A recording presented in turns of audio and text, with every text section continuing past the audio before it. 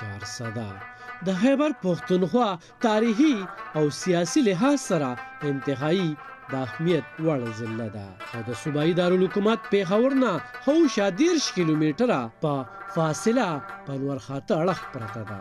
400 جغرافیایي لحاظ سره هم د پښتونخوا ډېر د اهمیت وړ سیمه ده. د 400 یو اړخته د پښتونخوا نوهار ضلع ده، نو بلخوا مردان او د قبایلي سیمې مومند جنسه او ملکن سیمې سره هم د 400 پوله لګېدلې ده. 400 کې سوات او د کابل سیندونه څنګ په څنګ بهیږي.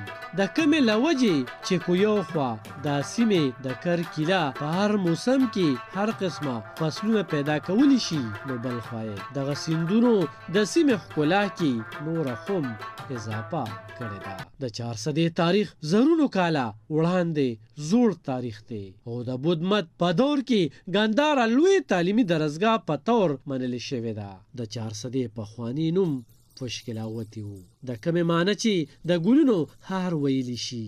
د بود مت په سونو یونیورسټۍ په دغه تاریخي سیمه کې موجوده وي. د کمې اثار چې نن هم د 400 پیسا ډېرې او مرچکي کلی کې په نظر راځي. د آبادی دا وخت د 10 لکو څخه سیوا ده او په 3 تحصیلونو مشتمل ضلع ده، په کومه کې چې تنگي، شب قدر او د 400 تحصیلونه شامل دي. د 400 مشهور ښارونو کې شب قدر، تنگي، سړېرې، وتمانځې، عمرځې، صدریاب، تورنځې، شیرپو، اریچن او رزړې شامل دي.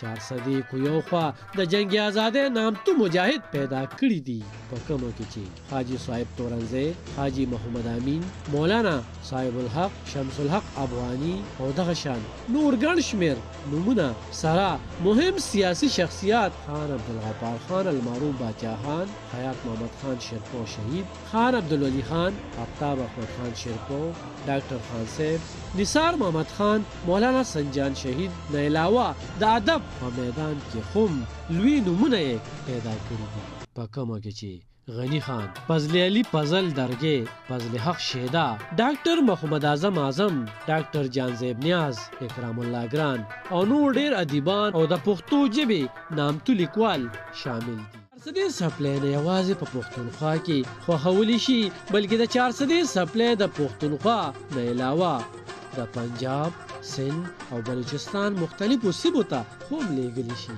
یوازې دا نه، د 400 سپلې د نړۍ نورو ملکونو ته هم په غوښتنه لیږلی شي، د کومې چې هر کال په لکو روپۍ ملکي زر مبادله هم ترلاسه کیږي.